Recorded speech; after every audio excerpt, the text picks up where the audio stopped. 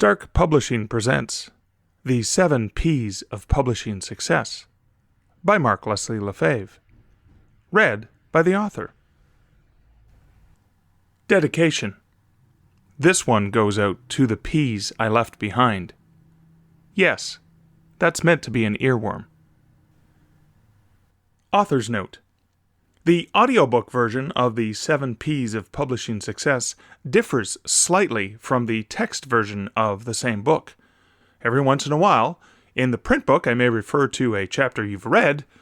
However, in the audiobook I may refer to that as a chapter you've listened to. In addition, there might be slight variances to the text itself and the way that the text was written.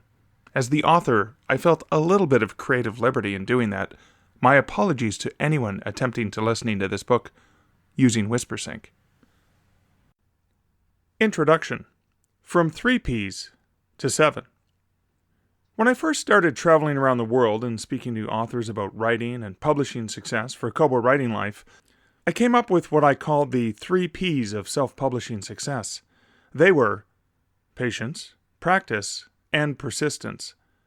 After sharing and then briefly explaining what each of them meant, I would remind the audience that those elements were not all that different from what it took to be successful in traditional publishing. I enjoyed drawing comparisons between those two paths, which, in 2011, when I really started to make the rounds in the writing and publishing community speaking circuit, were quite diverse. Now, of course, they aren't necessarily diverse in separate paths. They are more intertwined and complex, as authors understand the benefits of taking a hybrid approach to their writing and publishing journey. Just a few months after I left Kobo at the end of 2017, I agreed to do a talk for them at a writing seminar that focused on the business of writing. As I reviewed the slides that were sent to me for the presentation I was giving on behalf of Kobo Writing Life, I spotted a version of my 3 P's in the deck. It was like looking at an ex-lover, an old flame. I felt a sense of nostalgia for it. I was reminded of the good times we had together, of the shared memories of the two of us working together, helping to enlighten writers' lives. But in that same manner, I saw how I had grown since first creating it, or, to follow the old flame analogy, how we had both grown in different directions, still appreciating what brought us together, but also appreciating how our paths diverted. I was reminded of how I had drafted those original 3 P's up in about 5 minutes, likely either the night before, or perhaps even an hour before I took the stage, sometime in late 2011 or early 2012, and then had continued to use those same P's in various other talks over the years. I had taken that hastily drafted concept for granted over the years, but I hadn't really taken a longer, more reflective look at it. It's funny how, when you look at something from the outside, you begin to see it in a new light. This, of course, is one of the reasons why an editor brings such value to a writer. It's not just their skills related to language, grammar, and story. It's the fresh and outside perspective they bring. So I sat back, and I admired this concept, this structure. I am, after all, a fan of alliteration. Sorry. I really should have said that I admire, adore, and advise alliteration, and I am an ally to its application. There, that feels more applicable. So, ever since I delivered this concept, this old flame for the KWL team, I've been reflecting on it and finding a new perspective on it that is different than when I first created it. Elements that I suppose I missed when first drafting it together. Yes, those 3 elements of patience, practice, and persistence are still definitely true. And I had ordered them in a way that sounded better rolling off the tongue. It was something I could easily conjure up when a writer would ask me for short and quick tidbits of advice. The 3 words could easily be rhymed off, always in that order. But I began to realize that those were merely about half of the overall picture of success. Yes, the 3 elements were necessary ingredients, likely the core or underlying foundation for a writer to build success. But there was more. After reflecting on my career representing self-publishing, digital publishing, and book selling, and all the information I had read, listened to, and participated in sharing, I determined that something was missing. I needed more P's. And I needed to reorder them. And so, Here are all 7 of them in what I feel is a more natural order. Practice, professionalism, patience, progression, persistence, partnership, patronage.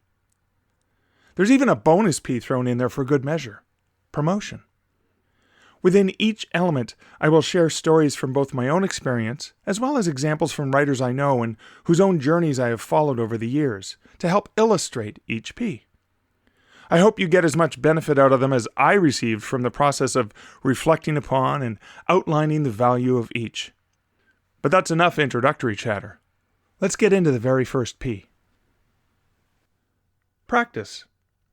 The first element of publishing success falls in line with what might be the most common advice that successful authors from both traditional publishing and self-publishing share when asked by beginning writers. First, write a good book. It's a simple thing to say, a basic principle to understand, but it is so often overlooked. The more you write, the better you become at writing. Therefore, writing a good book means practicing and working at becoming better at your craft by actually planting your butt in a chair and getting those fingers to dance across your keyboard.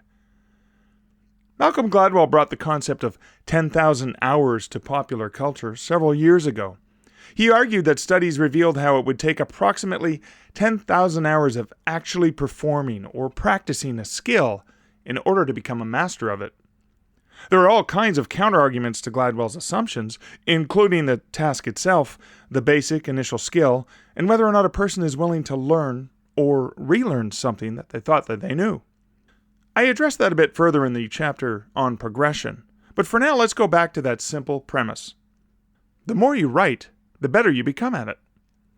As you continue to write, as you continue to read, all of those efforts and moments and time spent working at both consuming and creating narratives are cumulative.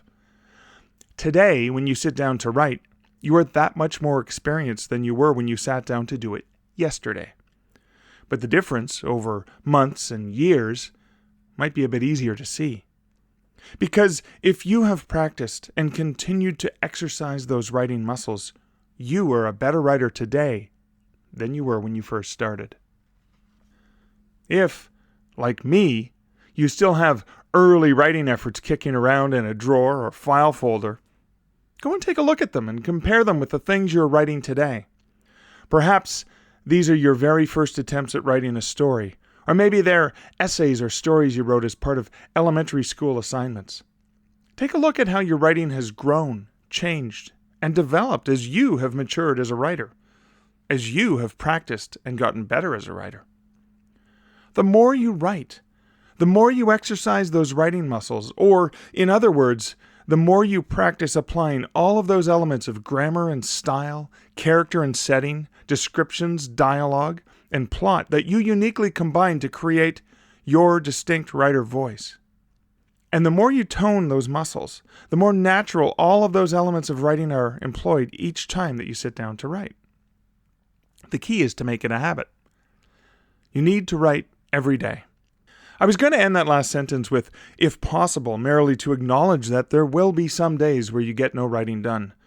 But I didn't add, if possible, to it, because that leaves an easy out that I didn't want to just leave sitting there, that I know you will cling to as part of the resistance to getting the writing done that can be so common in all us writers.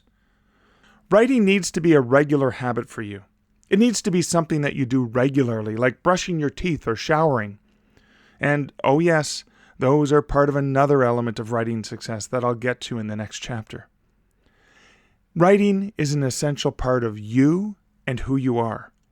Writing needs to be something that you can't not do. It needs to be harder for you not to write than it is to write. One of my favorite quotes about writing comes from Hugh Prather, and I've had it posted near my writing space for almost 30 years. If the desire to write is not accompanied by actual writing, then the desire is not to write. I love that quote. Write. Write some more. And after that, write even more. One of the other things that you will find if you make a habit of writing every day is that you'll have more work, more completed projects, and more publishable material. Because that's the secondary and positive side effect of so much writing, of so much practice. More stories, more books. Based on my decades-long bookselling and writing career, I have witnessed that the most successful writers not only promote their current published books, but they also know that the best way to sell their existing books is to write and release new books. Because you can't write and release those new books if you don't write every day, if you don't make it a consistent habit, a common practice. Professionalism. One interesting thing about writing is that there are so many different courses and workshops that teach a writer the craft of writing. But there's not nearly as many resources out there to assist a writer with the behavior that is associated with being a professional. And, just for the sake of clarity, I'm not talking about a pro as being someone who receives money for the work they produce. I'm talking about the way a writer behaves and interacts within the writing and publishing communities and with fans. I'm talking about reading and understanding different publishing-related contracts, meeting deadlines and commitments, operating within the conventions of an expected format or genre. I'm talking about dealing with reviews, critics, and adversity, and maintaining an overall positive reputation. The digital world created opportunities well beyond the restrictions that previously existed for writers, but it also inadvertently exposed a far wider realm of levels of professionalism, or perhaps a lack of professionalism, than ever before. Perhaps in the old school gatekeeper process of finding an agent and publisher and of getting work published, the large steps, the restrictive processes, and the longer waiting periods allowed a writer the opportunity to acclimatize themselves to moving from hobbyist writer to professional. This isn't to say that the publishers offered their writers any training in this regard, nor that all people who have been or are traditionally published behave like professional writers. But perhaps the required actions such as the query letter, the manuscript submission process, or even the pitching process had the side effect of forcing some writers into beginning to develop those skills well before their work was actually published. Of course, one side effect of this new world, which allows virtually anybody the ability to create an account and click a few buttons and get their ebook into the world's largest bookstore in a matter of hours, means that there are many writers out there who aren't actual writers, like you and me. They're simply using the same tools, believing that they'll be able to make a quick buck. In the strictly traditional gatekeeper process of publishing, most of those people wouldn't have bothered because of the intense work and waiting involved in that old process. Those get-rich-quick hucksters can give all of us writers a bad name, because their behavior is typically far removed from any desire to ever be a professional writer. But let's just ignore those people for now, except to say that because you have taken the time to listen to a book like this, you already stand out as someone willing to invest not only in your writing, but in yourself as a professional. And that makes a huge difference. Of course, just in case you're thinking that I'm poo-pooing digital publishing in favor of the glory days of traditional publishing, let me share the flip side. Because there is another trend that has taken place in traditional publishing that didn't exist before.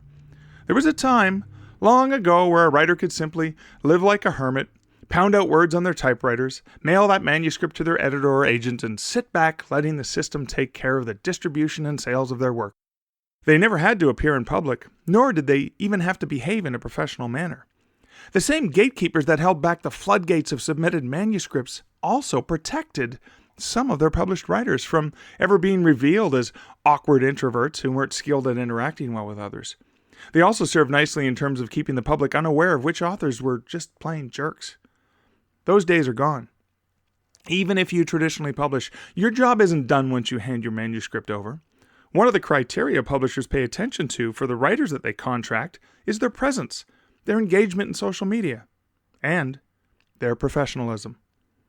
For the most part, regardless of whether you are traditionally published or self-published, understanding and behaving professionally can be something that prevents you from being successful or standing out as a consummate pro. In the next 3 sections, I break professionalism down to 3 elements. The first, paperwork, contracts, and content. The second in-person appearances and people skills, and the third, adversity and rejection. Paperwork, contracts, and content. Within traditional publishing, there are templates, formats, and behaviors associated with the query and submission process. There are boilerplate contracts, and there are publishers who only publish specific types of books or particular genres. Taking the time to learn and understand all of these nuances demonstrates your professionalism and will save you a significant amount of time and, most likely, frustration and heartache.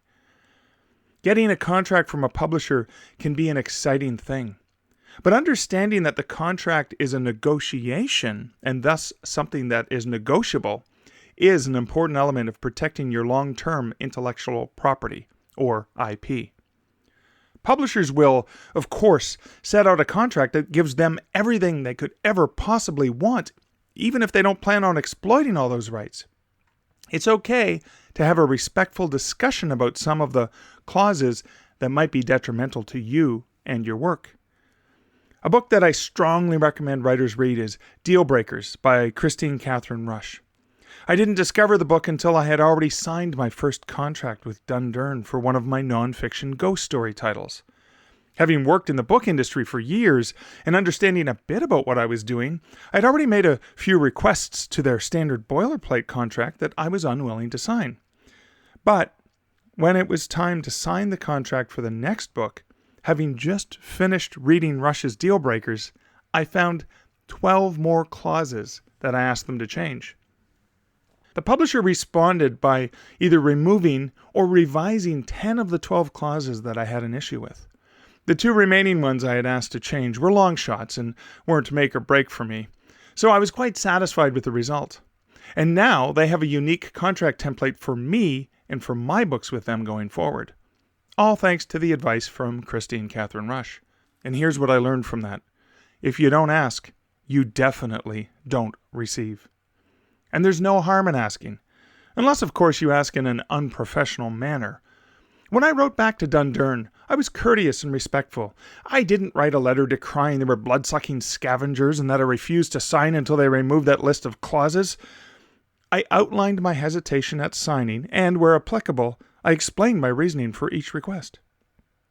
And even though the contracts with the various retailers like Kindle Direct Publishing or Kobo Writing Life or the digital distributors such as Smashwords or Draft to Digital are not negotiable, it is just as important that you read through and understand the terms you are agreeing to and perhaps even the rights you might be giving up. For example, there is a common clause in all of the major e-retailer terms that you agree to when signing up. Sometimes referred to as the most favored nation clause, it states that you cannot sell the same ebook via another retail outlet for a lower price. If so, that retailer reserves the right to price match and take that lost revenue out of your share.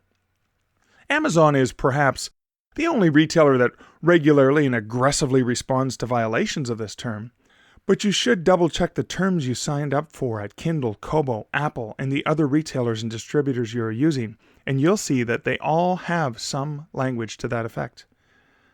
Beyond contracts and agreements that you sign with others are the things that you do within your own office that are important, such as the research you conduct for both writing and business purposes, as well as tracking expenses, submissions, publications, etc. Successful writers are the ones who do the necessary research for the creative part of their writing. Yes, there are particular articles and stories that don't require much research because they rely on information the author already has, or perhaps are derived completely from the imagination. But oftentimes there are elements within a book that are best served by doing a little homework and being able to write about people, places, and things with a little bit of understanding and perhaps even authority. That all comes from understanding the importance of effective research. Research is also useful for writers who need to understand the layout of the worlds they are operating in. If a writer is pursuing a traditional publishing path, then researching the agent, editor, or publishing house that they want to pitch their work to is critical. And if they're pursuing the more DIY approach, research is required for learning how and what to do, which publishing professionals to hire, how the various retail and distribution channels work, as well as what strategies and promotion tactics work best for their particular niche, for their particular genre, or for that particular product type. Tracking not only your research, but your various writing and publishing activities helps you maintain an organized and professional perspective. For example, in traditional publishing, keeping a log or spreadsheet of what story or novel was submitted to which magazine, agent, or publisher allows you to properly track where each of your stories or books currently are in their life cycle. Filing the signed contracts for and keeping account of when the rights you license to a publisher expire can help you when it comes time to leveraging those rights when another opportunity presents itself. Or perhaps understanding that you actually only sold North American rights to a publisher means that you still own the rest of world rights and can use Kindle Direct Publishing or Kobo Writing Life, for example, to publish the work to other territories. This practice is becoming more and more common for many writers who previously were only exploiting their IP using traditional publishing. Within self-publishing, tracking which titles are published to which retailers and through which processes, as well as the pricing that you have set in multiple currencies to ensure that they are all priced consistently across the various global retail channels, is important. It might seem simple when you have just one or a handful of books, but as your catalog grows and your use of multiple sources for the broadest global distribution increases, or even changes over time, it might be difficult to know how one particular book is being published to a specific online store. Many of my own books, for example, are published via the following sources to get into as many outlets as possible in as many formats as possible. Kindle Direct Publishing, direct. Kobo Writing Life, direct. Google Play Books Partner Center, direct and through Draft2Digital. Draft2Digital, distribution. Smashwords, distribution and direct. Publish Drive, distribution. StreetLib, distribution. Direct sales via BookFunnel. KDP Print, Amazon, POD. Ingram Spark, POD distribution. Ingram Lightning Source, POD distribution. Draft2Digital Print on Demand, POD distribution. Findaway Voices, production and distribution of audio. Listen Up Audiobooks, production and distribution of audio. Now that's quite an extensive list. Keeping track of which platform is publishing to which retail channel is confusing. Now consider the multiple currency controls that many of them offer. This is simply not something that can be trusted to memory. Speaking of multiple currencies, attending to and paying attention to currencies well beyond the standard US dollar ensures that your ebook itself reflects a price that looks natural to a consumer in that other territory. It not only looks more professional, but doing this strategically can help increase your bottom line earnings. For traditional publishing, there is a specific expected format and process for how to send your work to be considered for publication. There are expected protocols within each step of the process. Understanding those is one key to success within that method of publishing. When it comes to self-publishing, there are similar expectations that demonstrate professionalism. The expectation is that the work being published has been professionally edited, that it has been proofread, and that the marketing copy and cover design has been created with a target audience or ideal reader in mind. These are processes that a traditional publisher is usually skilled at, although I regularly do have a say for those elements of my own traditionally published books. The difference is that I'm not responsible for finding the skilled persons to create and work on them when it's traditionally published. One final thought on the idea of contracts is being reliable and honoring your commitments. Does your contract state, or did you commit to handing your manuscript over to your editor by a specific date? Do so. Did you hire an editor for your self-published work under a specific schedule of when they could expect to receive that work? Hit that deadline. Give these people a reason to want to work with you again. Otherwise, you'll be losing contracts or not being able to rehire a great professional who helps make your work better. And you'll gain a reputation as being unreliable. Did you put up a pre-order for a specific date for a self-published title? Then do everything in your power to upload the final version of that book on time. Sure, Kindle Direct Publishing will revoke your pre-order privileges for a year, but there are other deeper consequences that affect your image. Think about the fans who have pre-ordered that book and what this missed deadline means to the people who invested in you and in your book. In-person appearances and people skills. I'm going to start with a few basics that you might snicker about because they seem to be givens, But it's not something to laugh about. It happens more often than you might suspect. Your personal appearance should adhere to some simple and common social standards and conventions, such as the basics of personal hygiene and grooming.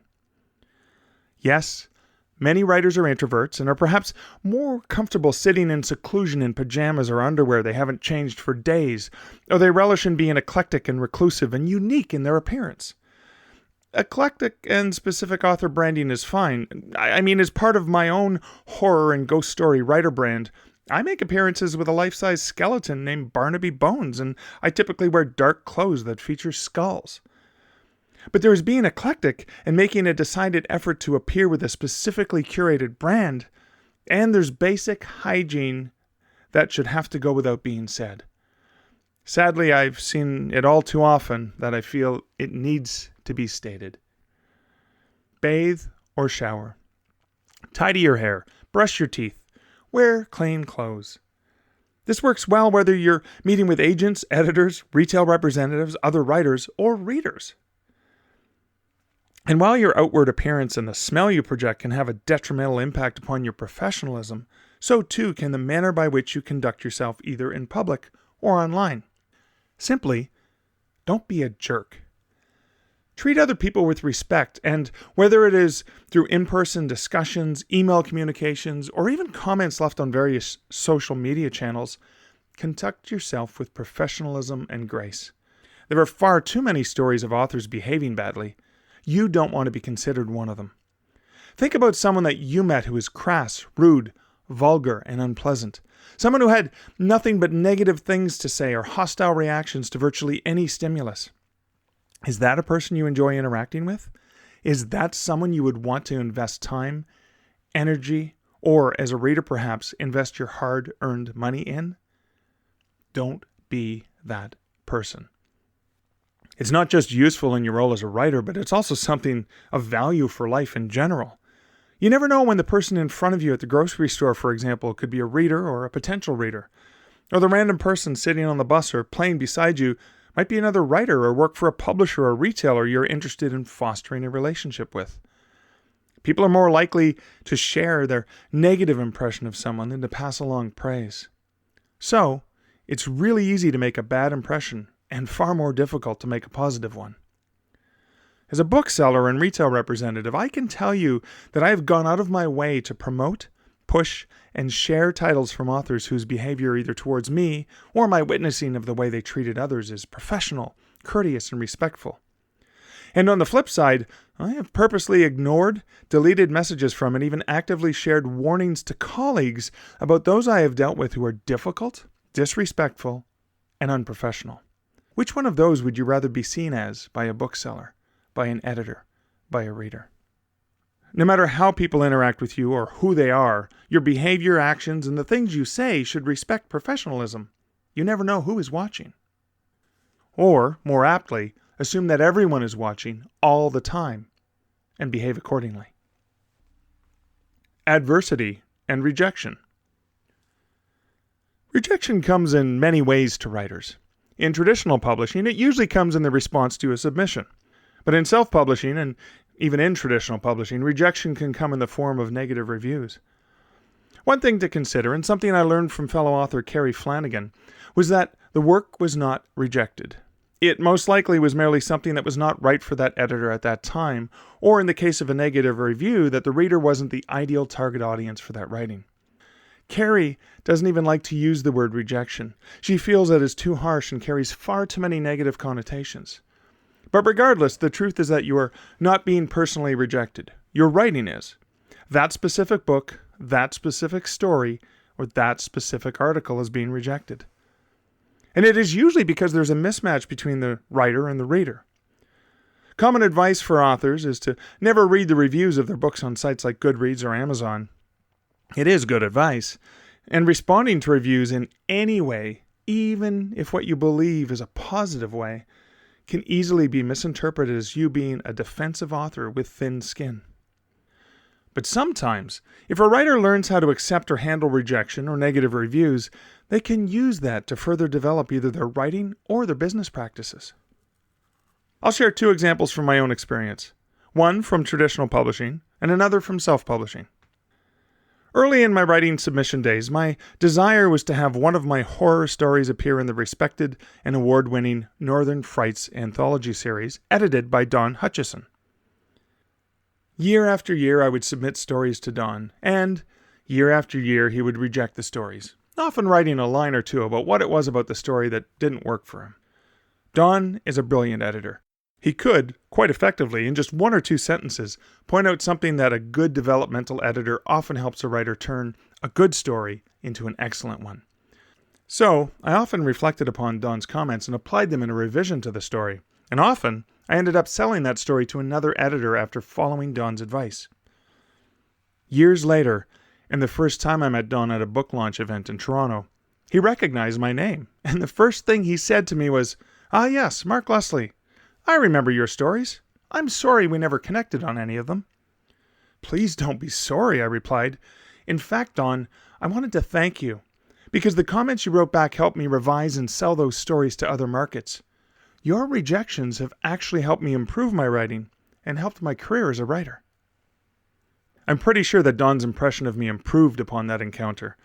It's not often that an editor will ever hear a writer share something positive that came from having their work rejected.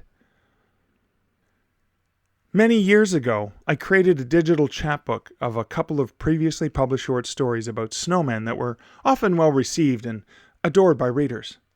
I packaged them under the title Snowman Shivers, Scary Snowman Tales, and made it a perma-free title in order to attract new readers to my work. Over the years, it received plenty of both positive and negative reviews, and while I typically take negative reviews with a grain of salt, I did notice something in one of them. It said that the stories were well written, but the stories were more dark humor than scary. I realized that I had unintentionally misled readers or created the wrong impression. That reviewer was right. The tales were more Twilight Zone in nature than horror, and while they were indeed eerie, there was a strong undertone of dark humor to them. So, in mid-2018, I revised the ebook and updated the subtitle to something very specific and in line with the actual content. It is now called Snowman Shivers, Two Dark Humor Tales About Snowmen. My goal was to ensure that I didn't mislead or misrepresent the title and have the wrong reader picking it up expecting one thing, but then getting another. And ever since making that update, the downloads of this title have increased, and the accompanying reviews are from people whose expectations are more likely in line with the actual product. Yes, reading negative reviews can be difficult, and responding to them in any way is something that is best avoided. But being able to step back and look at the review with a critical eye about how to make either the product or the representation of that product better can be helpful. But only if you're able to step back and look at it, not as the creative writer with a heart of glass, but as the professional who is always striving to become better. Patience. I really wanted to put this element first on the list. Even though it's only the third, I felt like it took a long time to get here. This, after all, was the first element on my originally drafted up 3 Ps of publishing success, so it's the one that I not only had a bit of a soft spot for, but was also looking forward to sharing. This aspect of all the Ps is one that can be applied within or toward each of the others. And it's something that a writer has to continually struggle with throughout their career. That is just how important it is. But I had to be patient. No, I'm not just being cheeky by saying that. I want to ensure you understand the actual struggle to wait to dig into this element.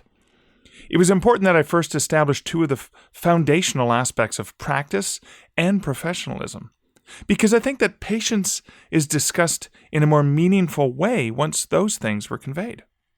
I'm sure you've heard the old adages of Rome wasn't built in a day, or good things come to those who wait.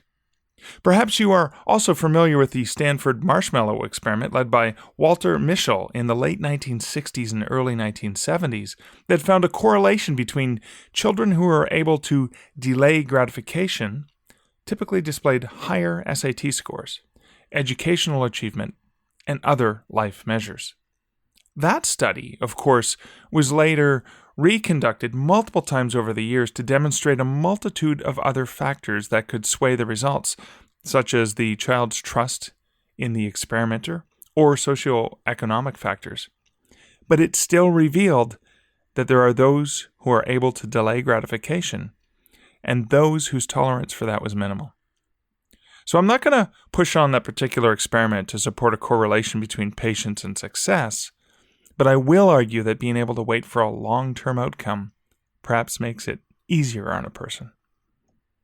Patience, of course, is a difficult thing to come to grips with, particularly when we live in a society where we possess access to a virtually endless stream of information, entertainment, and resources via a device that is so portable we can hold it in the palm of our hand. When, with the push of a few buttons, we can have our ebook published to 190 countries around the world to thousands of retail channels. I am, perhaps, lucky in my experience growing up in what might be considered a much slower time because I didn't really have to choose patience. I had no choice. Consider the immediacy of email versus the long-term experience of longhand letter writing. Whenever I find myself impatient over an email that hasn't been returned after 24 or 48 hours, I often reflect back on the weeks and months between letters that were mailed back and forth between me and my friends. But email, of course, is still considered a much more archaic method of communicating when sending a text or a direct message usually goes right to a device that connects me directly to the single person I need to connect with, and now. But patience for a writer in the early days was a huge part of the overall experience, such as typing up a story and mailing it to a publisher and then waiting 6 months or more for a response. Then, if the story was rejected, having to return to perhaps retyping it again and send it to the next publisher. Or, if the story was accepted, waiting upwards of a year or two to see it published. Back then, I simply had no choice. That's the way it was. I learned to develop and hone my patience muscles. And even though I grew up honing those muscles, I still very easily fall prey to completely inefficient behavior, such as logging onto my ebook sales dashboard and clicking refresh to see what ebooks I've sold since I checked it just a few hours ago. Unless I've been running a successful promotion on one or more of my titles, clicking that refresh button is usually a disappointing experience. It might be akin to, back in those olden days, of sitting by the mailbox and waiting for the mailman to bring me that acceptance letter. The reason I first lined up patience, practice, and persistence, the third of which we still have to get to in this book, in that order in the first place, was because I regularly shared stories of how we usually only see or hear of a successful author once they have made it, and we rarely appreciate all of the practice and persistence and the patience they applied to attain that level of success. Hugh Howey is a self-published author icon, regularly held up as an example of how self-publishing could lead to fame and fortune. What isn't often shared is that his breakaway novel, Wool, was the 10th book he published. Even within traditional publishing, it used to be that an author's career didn't really take off until after their third book was published. Authors and their publishers spent a much longer time waiting for that author's brand to slowly build, investing in a longer-term commitment to growing together with that author. And, in my discussions with various hugely successful self-published authors, they admitted that they didn't really start to see those life-changing opportunity to quit the day job style earnings until after their third book was published. Now, of course, one of the main challenges in traditional publishing is that authors usually have to make or break it with their first book. Otherwise, there is no contract for a second book. When writers ask me the best way to sell their existing book or books, I will typically tell them that the best thing they can do to sell more copies of it is to write and publish their next book. This isn't to suggest the old Oscar Wilde adage that nothing succeeds like excess, but it is more to say that instead of sitting and waiting around, being active and working on the next thing will help make that time pass more quickly. And while you're at it, working at building your catalog of titles, the sales will build over time. This isn't to say that you never have to engage in promotional activities, because that is a regular part of the process.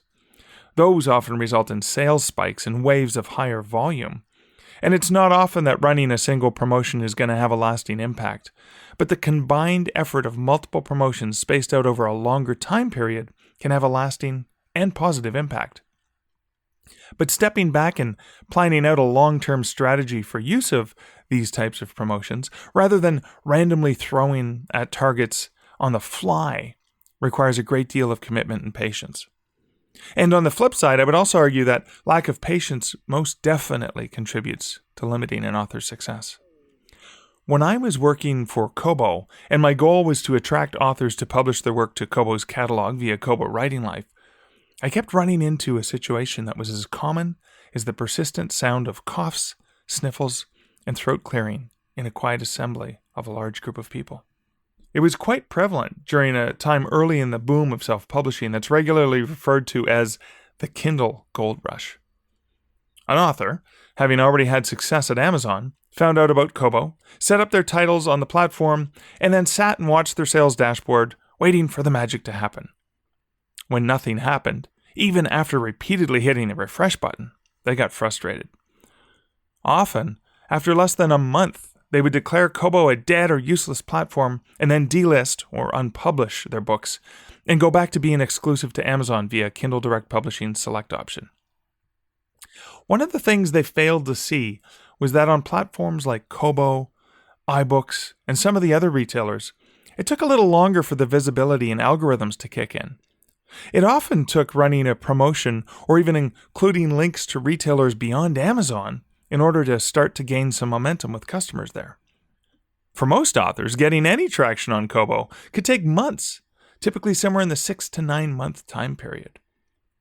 But impatience would usually get the better of them, and as mentioned, the reaction to pull out and go back to Amazon exclusivity was strong in those ones.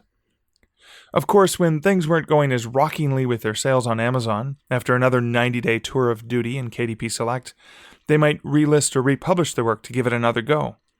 Again, usually after a minimal time period, they would delist their titles and go through the cycle again. One of the things they failed to understand was that every single time they removed their titles, the ranking, the algorithms, all the things in the back end within the retail systems that work at slowly building up the author and title rank would be reset back to zero. So, every single time they pulled out, then came back, it was like starting over from square one.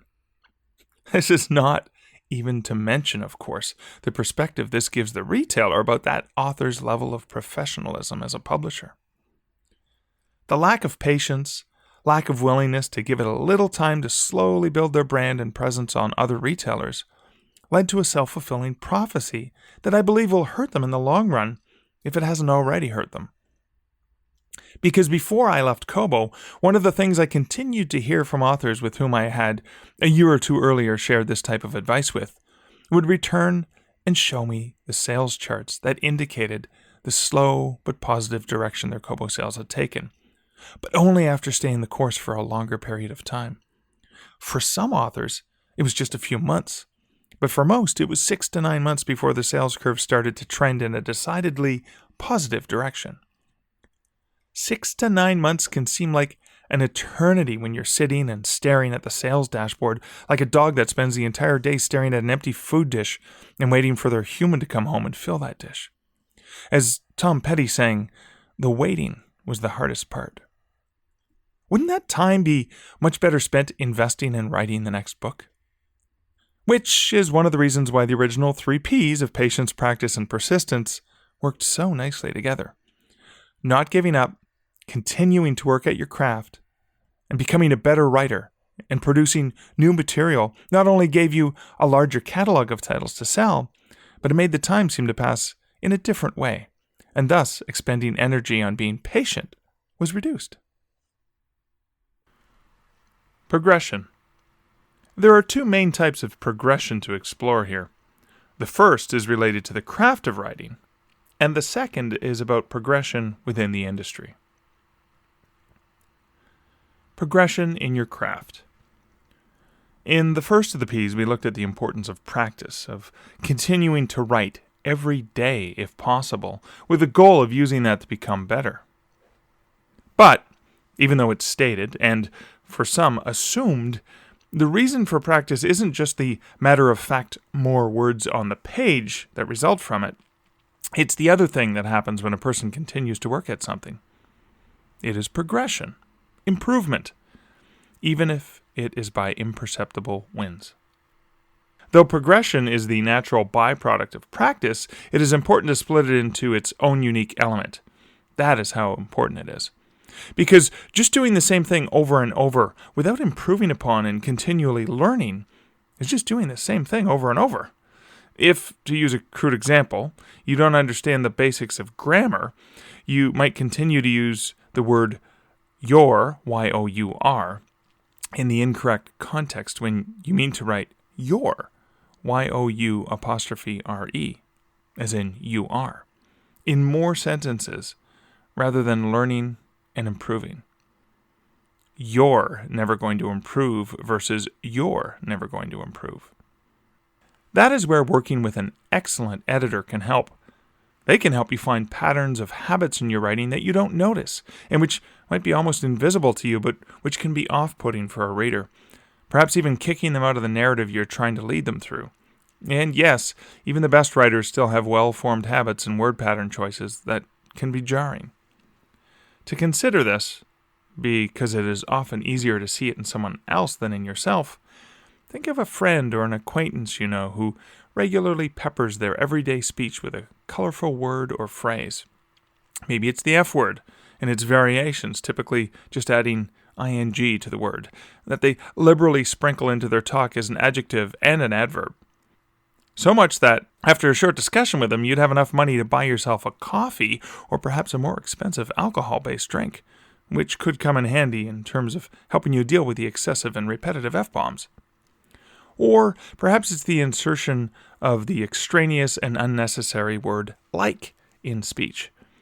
When I was growing up, excessive use of this word was an indicator of Valley Girl-style talk, but it has moved more and more into popular culture and modern speech from adults to children, and even the well-educated, not necessarily for the creation of a simile, and not just as a misused adjective or adverb, but for dialogue attribution and as vocal pauses in speech itself.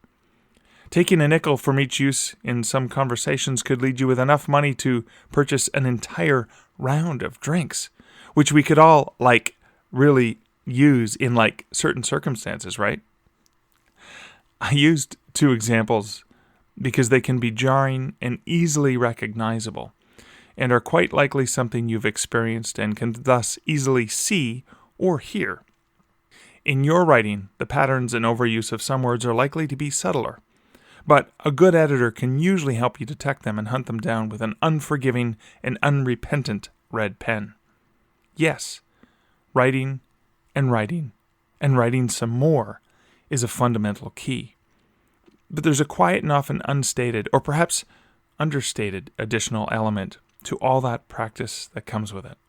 It is the ability to continue to learn and become better at your writing.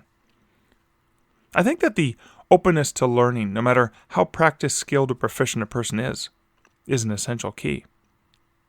I like to reflect on Neil Peart, the drummer from the Canadian rock band Rush. An inductee into the Modern Drummer Hall of Fame in 1983, making him the youngest person to ever receive that honor. Peart is often regarded as one of the best drummers to emerge from the rock world. Initially emulating the icons he grew up enjoying, drummers such as Keith Moon from The Who, or John Bonham from Led Zeppelin, and spending endless hours in his basement practicing, playing like them, Peart developed his own unique style, inspiring an entire new generation of drummers.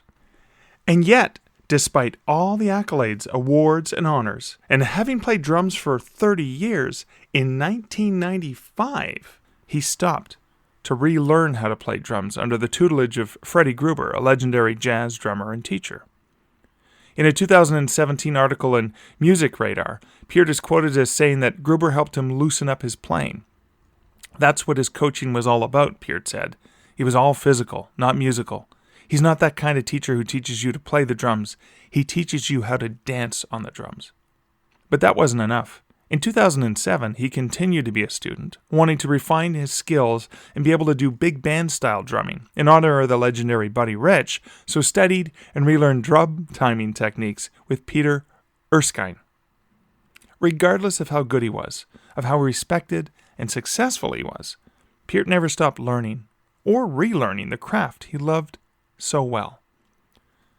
So, taking a cue from Neil Peart, who relearned how to dance on the drums, what are the ways that, through regular practice and continuing to learn and relearn the skills of writing, are you willing to continue to master the fine art of making the words dance on the page?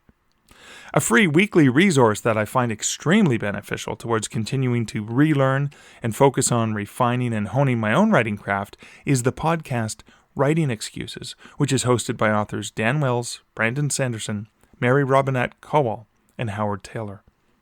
The podcast, which mostly focuses on the craft of writing, is promoted as 15 minutes long because you're in a hurry and we're not that smart.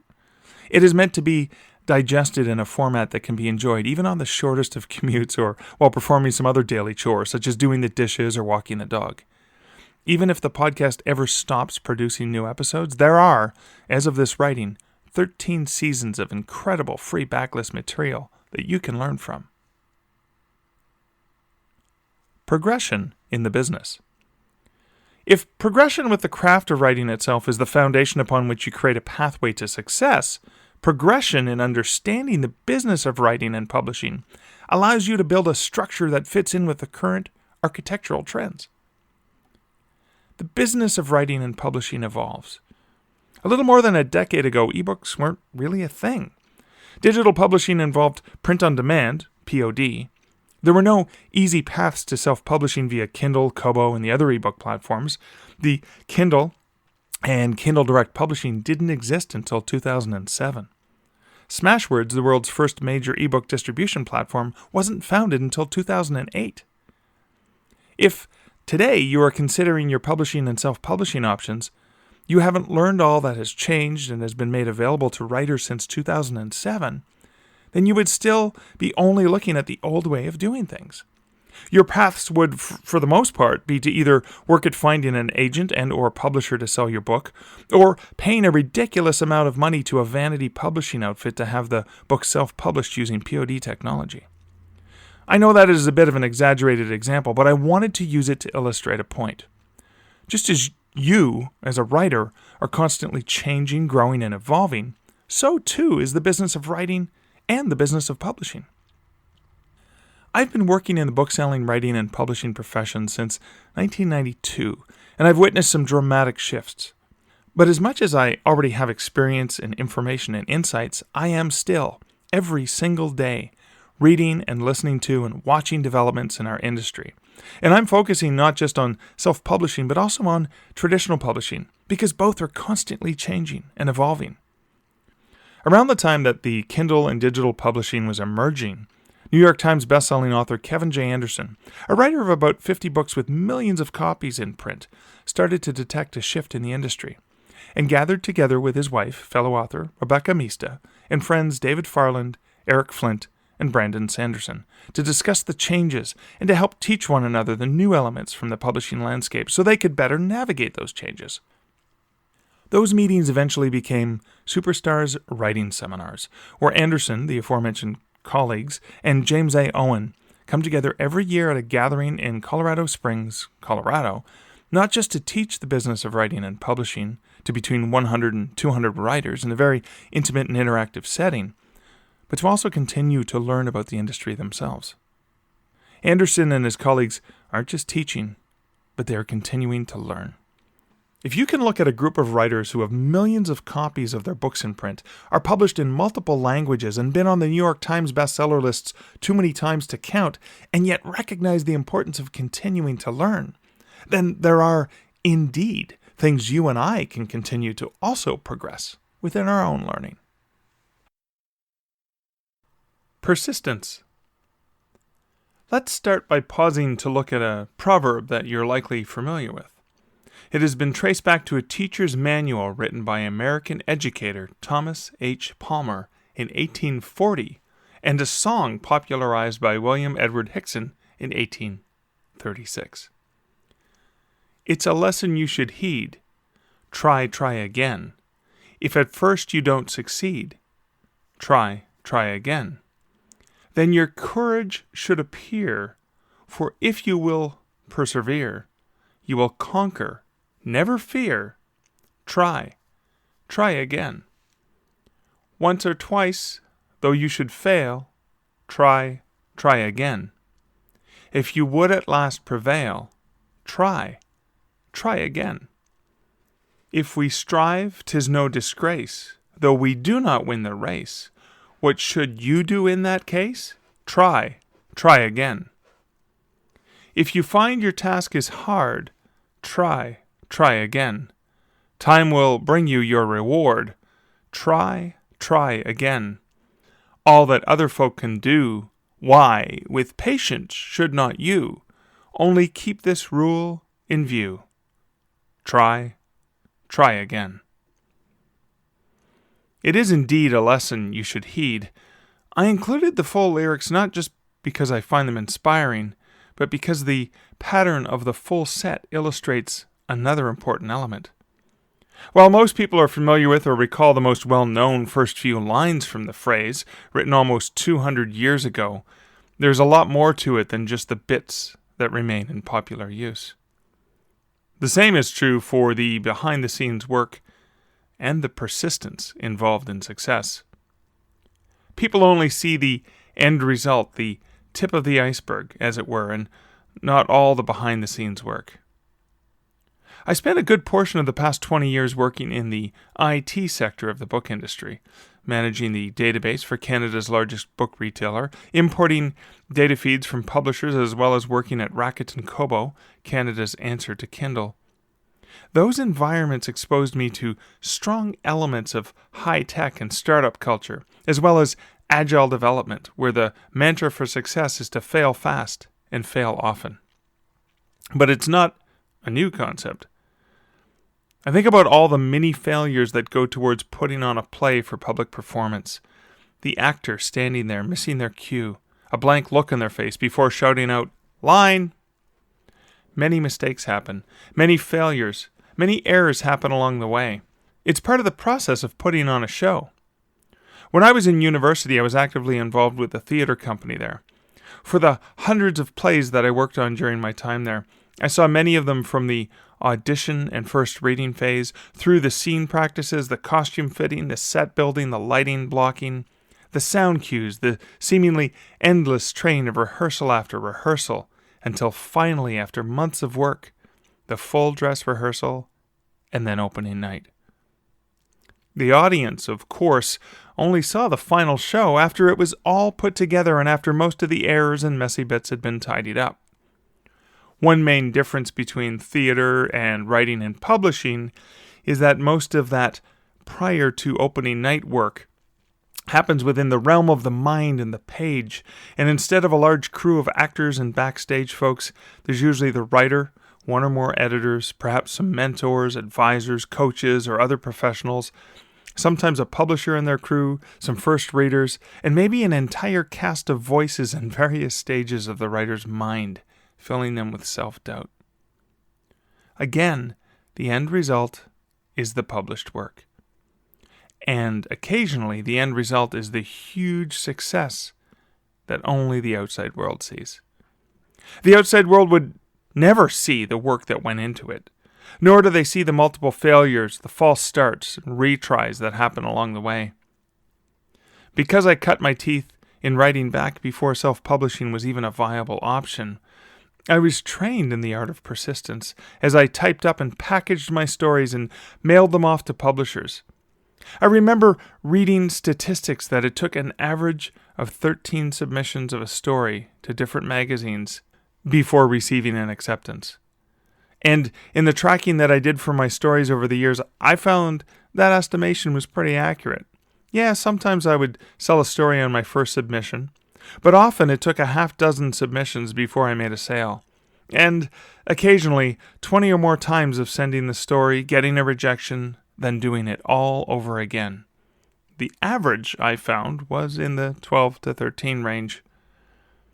I took a quick look back at my old tracking documents, and I can see that for at least a dozen of those stories that were eventually published, if I had given up after just 1 or 2 rejections, they might never have actually been published.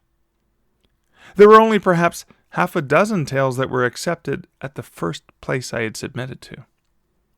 If I had given up after my first rejection, I might only have published about 6 short stories, and would never have had enough previously published tales to collect into my 2004 book, One Hand Screaming, which was my first foray into self-publishing. Within the realm of self-publishing, while there aren't curators and gatekeepers preventing a work from being published, there are roadblocks that come in the way of a work being published, but not selling in any sort of successful manner. The lack of sales or lack of positive reviews are among the things that a writer looks at, similar to rejection, and some allow that to discourage them to continue rather than to persist in their writing and publishing. In the chapter on patience, I brought up Hugh Howey and the fact that his breakaway best-selling title, the one optioned by Ridley Scott, and where he sold the print-only rights to a major publisher, Wool, was his 10th published book. Not only that, but how he started writing his first novel when he was 12 years old and didn't complete his first draft until he was 33. Before he stepped away from the writer conference scene, I spent quite a bit of time with Hugh. Both of us traveled in the same writer conference circuits. Also, on one of his trips to Canada, I was his unofficial chauffeur to several Toronto area visits and speaking engagements, including an intimate evening for writers at the Kobo headquarters. A couple of the analogies that Hugh regularly shared, and which resonated quite effectively with me, involved basketball and local bands. Imagine, Hugh would say, your favorite big-name basketball player attempting to learn to play basketball with 1 million people watching. Or imagine if the very first pickup game they ever played in was his only chance to land an agent and get signed to the NBA. And yet, this is the type of pressure that writers put on themselves all the time. They forget of the thousands of practice games those NBA All-Stars put in, of the dozens of years playing almost every single day of their lives working hard at getting better. These are the things that we don't see. These are the behind-the-scenes endless hours of work and persistence that led to where they are. He also talked about local indie bands who would practice in their garage every weekend during high school, then perform, perhaps for free, in local community centers for teen dances, then work for either free drinks or a modest flat fee to perform in various local bars.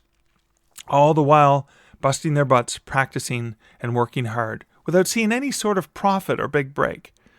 They persist, they keep at it, and occasionally, once they sign a big deal, or one of their songs hits big, people never see the years of hard work and of not giving up in the face of adversity.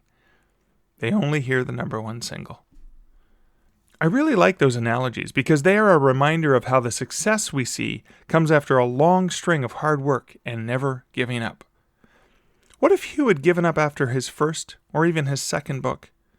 What if J.K. Rowling had given up when, after more than a dozen rejections from publishers, she hadn't persisted and continued to write her passion project about a young wizard living with muggles who wasn't even aware of his true destiny?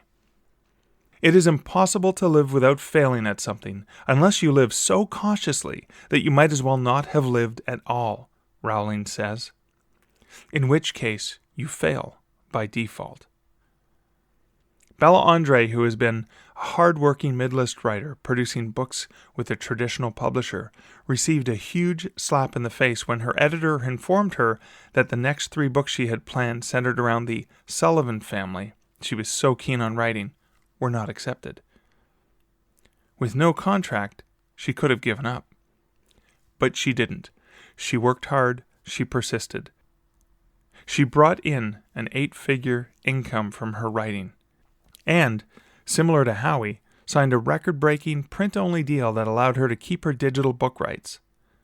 From failure and rejection to success through hard work.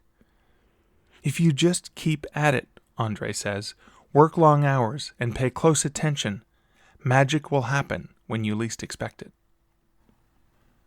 Partnership.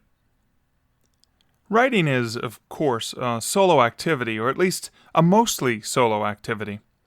A writer sits in front of a blank page or a blank screen with either a pen or pencil in hand or their fingers gently resting atop of a keyboard, and they set about composing their words. No matter if they are writing in a quiet personal space or sitting in the middle of a bustling coffee shop, the main activity is taking place between the writer's mind and that blank document in front of them that they are filling up. Even in co-authored works, which are the most obvious form of partnership, each writer still usually performs their own task in solitude. But collaborations among authors have become more and more common, and perhaps this is something that writers might think is more applicable in today's world than it used to be. But when you reflect upon it, you'll perhaps see that partnership was always an important element of a writer's success. Let's start by looking at how successful writers use partnerships in today's digital environment, and then work our way back. In the past several years, one of the ways that authors have been using partnerships is in their marketing efforts to grow their reader base, to increase their unit sales, to rank high on the retail web stores, and to reach the prestigious lists such as the New York Times or USA Today bestseller lists. Partnerships, or collaborations in this area, involve the bundling of multiple ebooks into multi-author box sets that are usually within a particular theme or genre. These can be done with the authors working together to create a single EPUB file that contains all the books from the authors involved, with an agreed-upon method of distribution, price, and royalty splitting structure, and with each author marketing that digital box set to their audiences via their newsletters, social media, and other outreach. But they can also be done through third-party companies that curate these types of bundles, such as Story Bundle or Humble Bundle, or perhaps using a more DIY and self-driven tool such as Bundle Rabbit.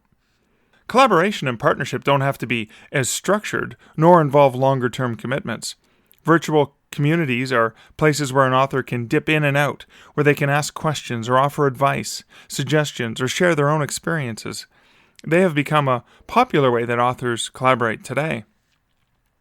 One of the first most prominent virtual communities that authors have been able to turn to are the K-boards. Initially branded as Kindle boards, a community for Kindle users and authors, the name and intent later evolved to discussion of digital reading, regardless of device or platform, and a more extensive discussion in the Writers' Cafe section, where authors regularly read and post information. There are hundreds of other public groups, many of them appearing on social media sites like Facebook. Some of them are generic, and some of them focus in on a specific theme or approach to publishing. The 20 books to 50K group, for example, was born out of a concept Michael Anderle derived from his initial self-published ebook income. He calculated, based on an average annual income of $2,500 for his existing ebooks, that if he could publish 20 books, he would be able to earn $50,000 in a year. He didn't just prove that model, he exceeded it, earning well into the six-figure mark before he reached 20 books.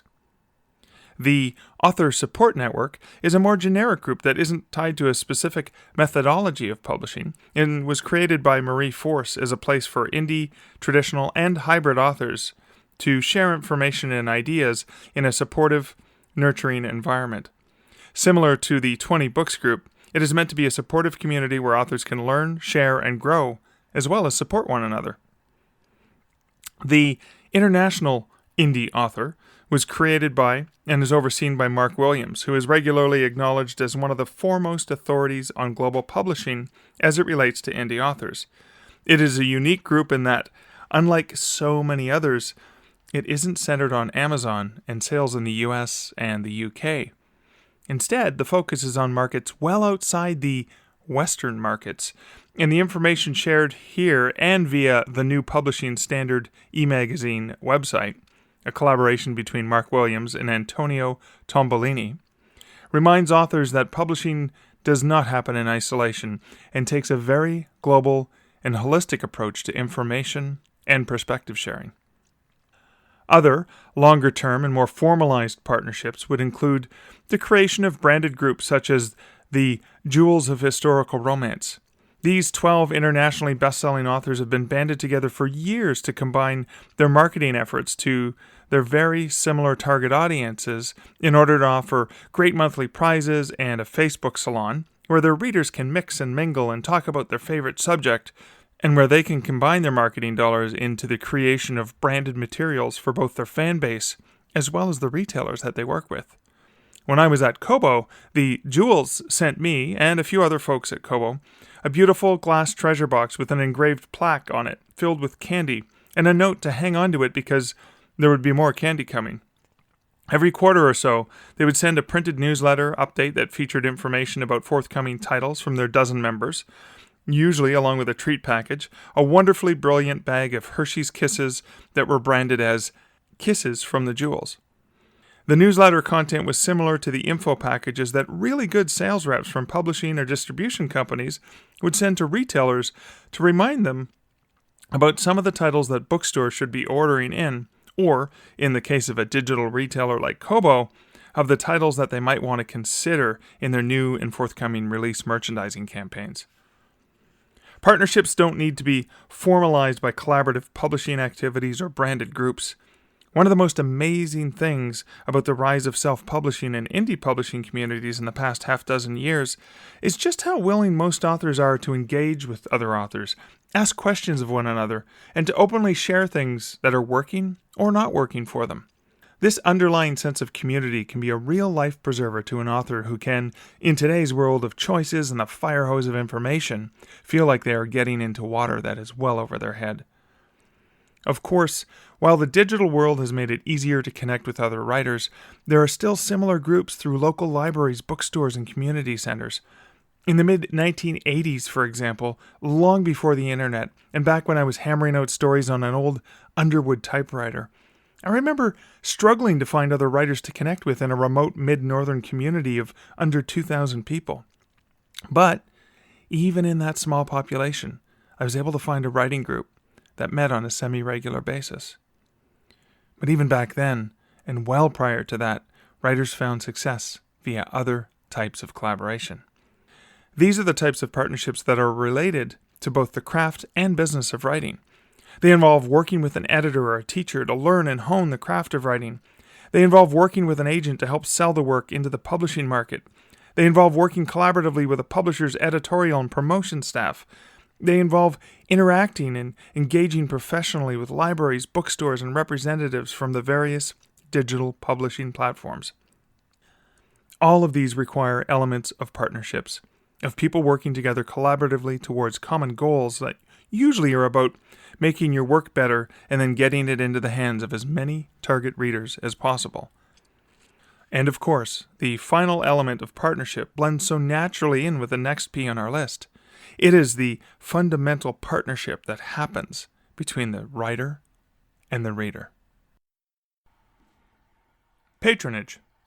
This element is perhaps one that writers might think is more applicable in today's world than it might have been decades ago. They would be right in thinking that, but I'm not just talking about crowdsourcing places like Patreon, Kickstarter, or other crowdfunding services. That is definitely a part of this. But what I'm talking about are the overall idea of patronage, of willing consumers.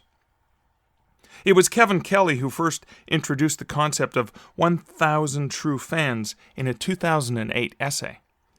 In case you aren't familiar with this concept, Kelly stated that to be a successful creator able to make a living off of that craft, you don't need millions of dollars or millions of customers, clients, or fans. You just need 1,000 true fans who will buy anything that you produce, sight unseen. These are the fans who would drive hundreds of miles just to see you, who would willingly lay down big dollars for the unabridged or exclusive content version of something you produce.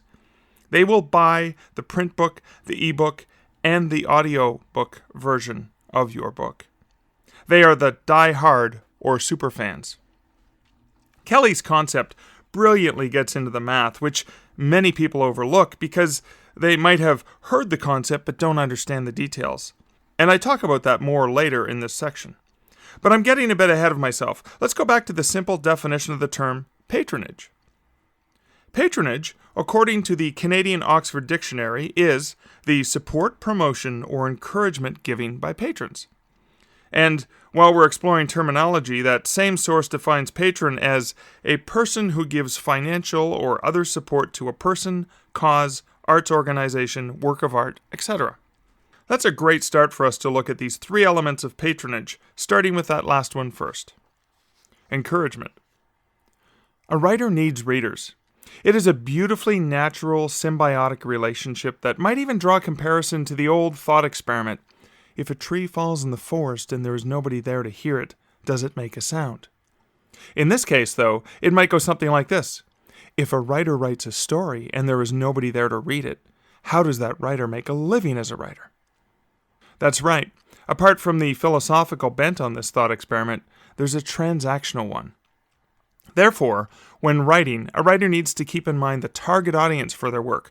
Who is this story or this nonfiction ideally for? It is critical that a writer consider this target audience, even if, during the writing of the work itself, the writer's desire is to write a book that they themselves would enjoy reading. The entire goal in keeping the target audience in mind is to fully and properly understand their expectations and seeking to meet those expectations. Who are they, and why would they read this story or book? What are they hoping to get out of it? Will this writing provide them with what they are looking for? Meeting these expectations is the best way for a writer to get to a place where that right audience responds in an encouraging way. Encouragement, of course, comes in multiple forms. The first and most obvious one is the actual purchase or download of the content in question. Ideally, it is followed by the reading or consumption of that content. Of course, encouragement at a much higher level would include things such as leaving a positive review for that work on an online bookstore or on Goodreads, signing up for that writer's author newsletter, or even reaching out to the writer to ask when their next book is going to be available.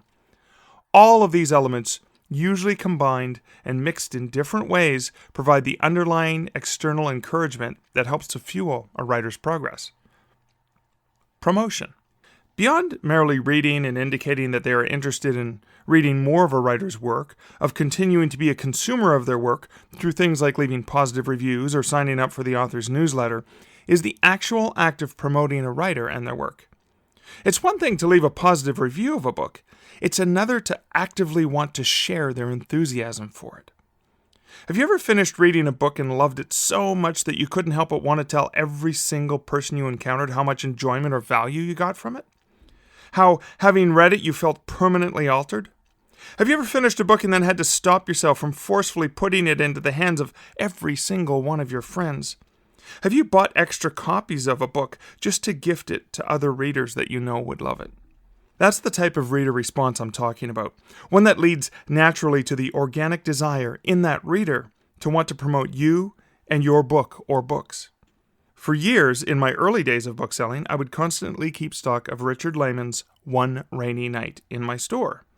And when I encountered a horror fan who was okay with extreme and graphic adult content, horror, gore, and violence, I would put the book into their hands and tell them that if this book wasn't one that begged to be read in a single sitting, they should bring it back and I would gladly personally buy the copy off of them. That is because at home I always had an extra copy of the book on hand.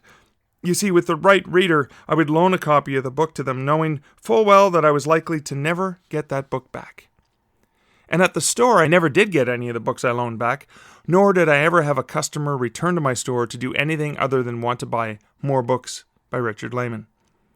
And, while that might be a bit extreme, that is the type of reader promotion that leads to that step-up level of patronage. Within this element are such things as a writer's street team, the folks who are so enthusiastic about your writing that they want to spread the love and share your work with others. They are like independent sales reps for you, your book, and perhaps your overall author brand. These are the people that you want to give extra attention, support, and care to. They are likely also the people you should be willing to give your work to for free. Before you panic and say, but they're a true fan, they're willing to buy it, why would I want to give them that work for free?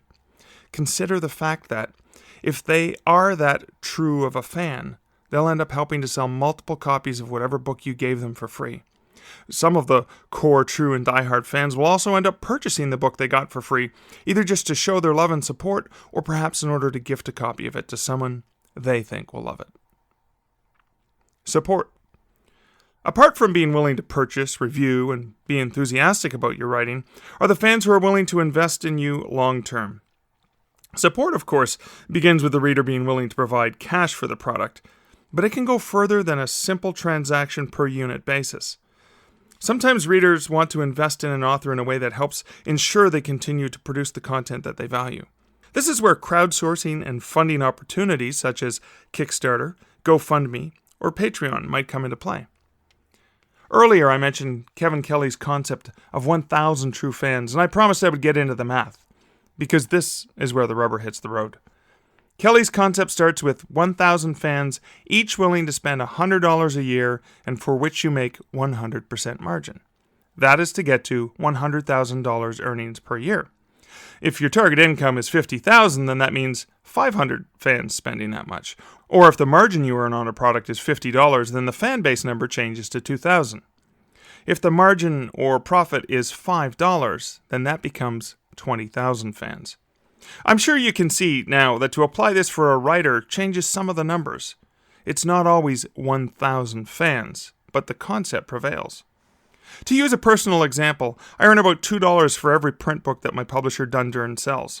At 1,000 true fans who buy one of my books every year, I usually publish one book a year with Dundurn, I would earn $2,000. Of course, if the book was co-authored, several of my Dundurn books are written with another writer, that becomes $1,000. But I also self-publish, and if those fans all bought my $5 ebook, I'd earn about $3.50 off that. That would be $3,493.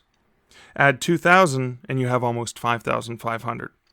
So in the case of a writer like myself doing a single traditionally published book and a single self-published book a year, I would need about 18,000 fans, each willing to purchase about $30 worth of my books per year at retail, which results in my approximate $5.50 per fan margin or profit. So yes, 1,000 true and diehard fans are critical, but so too is the rate of production and the value for each item. There are multiple ways to play with these numbers. One of them is to produce a lot more content. Another is to sell direct. If I sold those same items with a retail value of $30 in a way that I kept 100% of the margin, yes, I'm doing simple math here and not bringing in the delivery mechanism or payment processing costs, I could do it with about 3,333 fans instead of 18,000. More and more creators are taking advantage of either selling direct or using a fan-funded approach to help them earn additional revenue. Apart from the additional margin in the creator's pocket via these sources, there's also an underlying fundamental emotional and personal investment that the reader or fan feels. They have invested in this creator, therefore they want to see this creator succeed, because they are intelligent and perceptive and make excellent decisions. They wouldn't, after all, invest in a writer who wasn't worth that investment. A while back, there's a musician whose songs I adore who created a Kickstarter campaign to raise $75,000 she needed in order to hire a producer that she wanted to work to but couldn't afford. Her name is Alicia Witt, and her campaign name was called 15,000 Days. This was representative of her age when the album would be produced. Having been a fan of this independent musician's work for several years, I jumped at the chance to show financial support to make that new record happen. Not only did she reach her goal and I received my lovely Die-Hard fan bonus swag and content, but I got to follow the progress she was making along the way while producing her EP and truly felt a part of it all. Heck, I've shared multiple times on social media my excitement for the recent release of the EP, but despite having free digital downloads and a copy of the CD, I've also purchased each single release in order to further show my support, and to do my little bit in helping each new release rank higher so that other potential fans might discover her music. I not only invested money into this product, but I invested time and energy into talking about and promoting Alicia and her wonderful music. As an aside, my connection with her has involved other unexpected and unplanned perks, such as Alicia giving me permission to have her appear in a minor walk-on role in my forthcoming book, Fear and Longing in Los Angeles, as herself, and including excerpts from lyrics as the book's hero, Michael Andrews, goes to a bar where she is playing music and ends up having a quick casual chat with her that helps him come to terms with the relationship challenge he's trying to deal with. Other creators are using Patreon as a way for avid consumers of their content to be able to subscribe to them. Some writers are writing fiction, for example, not to be sold to an agent or publisher, or not even to be self-published and sold through Kindle or Kobo or other retailers. Instead, it is meant to be read only by their patrons, their die-hard and core fans. Of course, regardless of how a patron supports a writer, direct purchases, support via a crowdfunding application, or purchasing their products, and perhaps also being enthusiastic about promoting and supporting that author's work, you'll see why patronage is one of the key elements of publishing success. Promotion, the not-so-silent P. Something that you might have considered was sadly overlooked in the many P's that have been discussed in this audiobook, but one that has snuck its way into the content multiple times through the 7 P's, is a basic and underlying activity that most successful authors engage in: promotion. I kept struggling with wanting to put it out into its own element, but I also couldn't help but see it as a fundamental part of every single other element that I discussed. That being said, now that I've outlined all of the 7 P's, I'm calling out promotion to remind you that it's there and that it's a part of each of those previous elements. Let's take a look. Practice. Learning how to run different types of promotions and then trying them again and again, exercising those muscles. Professionalism. Ongoing interactions with booksellers, retailers, industry professionals, and other writers in a manner that promotes you and your author brand in a positive manner with a solid impression. Patience. Realizing that it often takes more than a single promotional activity to have a positive effect, and also the planning, scheduling, and waiting involved. Progression. As you practice and try new promotions, you need to analyze, revise, and adjust in order to fine-tune what works and chip away the things that aren't working. Persistence. You need to try and fail and retry different promotions, never giving up on the idea of promotion, even if you give up on specific types of promotion that aren't working for you. Partnership. Working with other authors collaboratively, engaging the services of third-party promotion sites, finding mutually beneficial ways to promote your books and a particular retailer. Patronage. Offering your best, most loyal customers unique freebies or content that nobody else has access to, or even ensuring they hear about promotions well before anyone else. I'm not going to go into detail about specific promotional activities because there are entire books about marketing and promotions that a writer can engage with. But, regardless of whether your book is self-published or traditionally published, promotion is a critical aspect for sales. Yes, there are more opportunities for price discount style promotions, for example using services such as BookBub or Bargain Booksy, when you own all the rights and completely control the price of your book. But that doesn't mean there aren't many things you can do to promote your traditionally published books. I regularly engage in different promotional activities for each of the types of books that I publish. Since my traditional books tend to sell better in print than in ebook, most of my promotional activity in that regard is focused on the print book. And conversely, since my self-published titles bring in far more revenue from digital sales, my promotional efforts for those are geared towards that. Promotion, of course, begins even before you publish, or perhaps even finish writing your first work. I hearken back to my friend James A. Owen, who shares in a very popular talk he gives each year at Superstars Writing Seminars, a wonderful lesson in an experience he had with Eggs Benedict in a hotel restaurant. Without giving away the brilliance of his story, because it's really best heard through the man's eloquent rendition of it, the message James ultimately expresses is that nobody ever inspired anybody else to greatness by pretending to be less awesome than they really were. A writer should own and be proud of the things that they create. Thus, promotion always begins by believing in and being willing to promote yourself and not deliberately holding yourself back. Conclusion. This was an interesting book to write. It started off as a concept that I planned on using for a single chapter in my book, Indie Publishing Insider Secrets. But as I was writing the first draft of that book, the chapter kept growing and growing. When I hit 10,000 words, even before turning the book over to my editor, I realized that I was going to have to cut that chapter down to a simpler, more summarized overview of the 7 P's of publishing success. So I did that. But in the process of cutting and refining the content down, I kept seeing elements from the unabridged version that I felt were useful. When I showed that original first draft of the chapter to my editor, They asked why I didn't consider revising that chapter into a mini standalone book, with each of the P's becoming their own chapter. That is the brilliance of working with a professional editor or having a second or third pair of eyes to bounce your writing off of. Perspective. Speaking of perspective, that was another P that was left on the cutting room floor.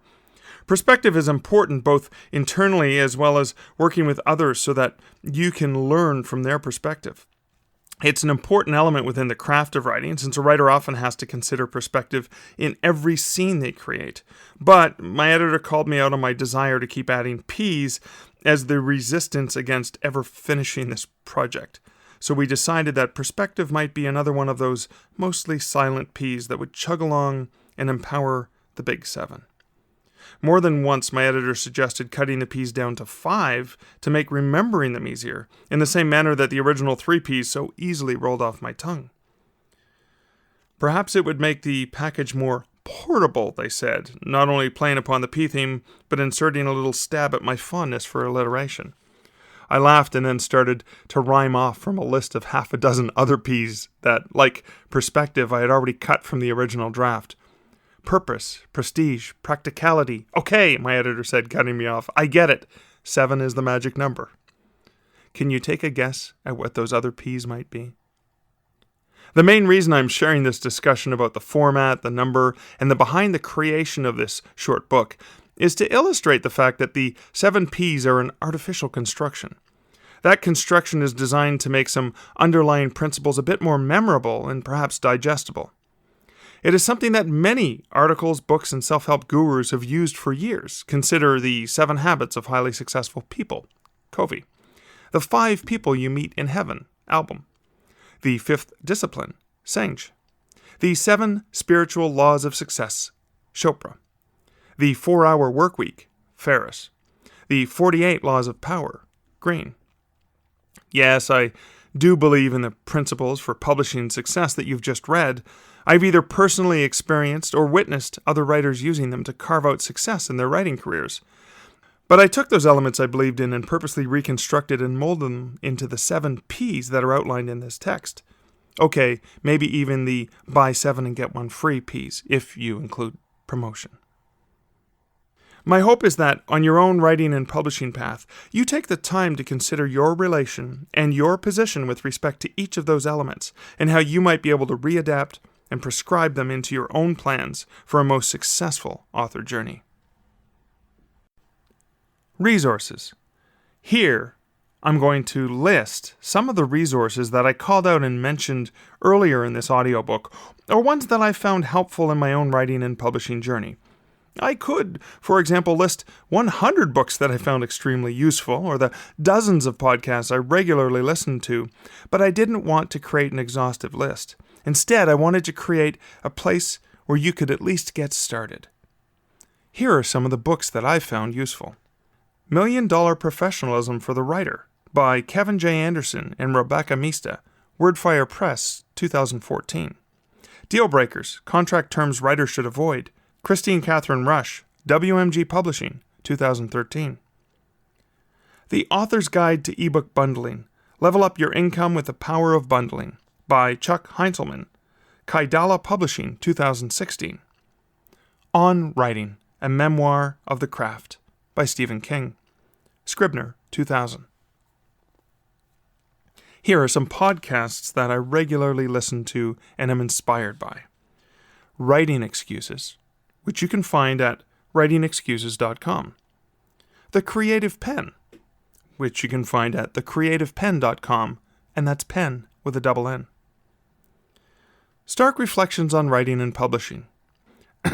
Hey, it's my book. I can include myself as a good resource, can't I? You can find this podcast at starkreflections.ca. Here are some websites that I think are critical for every writer to bookmark. The Alliance of Independent Authors, which you can find at allianceindependentauthors.org. You should also consider becoming a member. Writer Beware, which you can find at writerbeware.com. And finally, here are some Facebook groups that you may want to check out. Author Support Network, which you can find at facebook.com/groups/author support network. 20 books to 50K, which you can find at facebook.com/groups/781-495-321-956-934. Wow, isn't that fun to read out loud?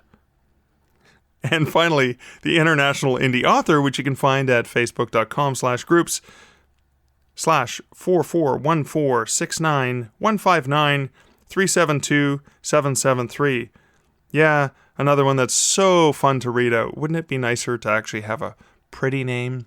That's why I love this other resource for writers that I think is phenomenal, books2read.com, and that's books2read.com, where you can create a custom URL, a vanity URL, such as books2read.com/evasion for one of my thrillers, or for this particular book, books2read.com/publishing success, or my other book in this series, books2read.com/killing it on Kobo, where you can find links to the book on all retailers. And that's the end of the resource section of this book. I hope you found the resources as well as the rest of this audiobook helpful and informative. About the author. Hey, that's me. This is weird. I'm reading myself in third person. Please bear with me. Mark's highly successful experience in the publishing and bookselling industry spans more than 3 decades, where he has worked in almost every type of brick-and-mortar, online, and digital bookstore. The former director of self-publishing and author relations for Rakuten Kobo, and the founding leader of Kobo Writing Life, Kobo's free direct-to-Kobo publishing tool, Mark thrives on innovation, particularly as it relates to digital publishing. He writes full-time and mentors and coaches authors and publishers about digital publishing opportunities, both one-on-one and via his Stark Reflections on Writing and Publishing weekly podcast. You can learn more about Mark at markleslie.ca. Thank you for listening to this audiobook and for not mocking me while reading about myself in the third person. Mark Leslie Lefebvre hopes you have enjoyed this audiobook. You have been listening to The 7 Ps of Publishing Success by Mark Leslie Lefebvre, narrated by the author. The 7 Ps of Publishing Success was published by Stark Publishing Solutions, an imprint of Stark Publishing. Text copyright 2018 by Mark Leslie Lefebvre. Audio copyright 2019 by Mark Leslie Lefebvre. All rights reserved.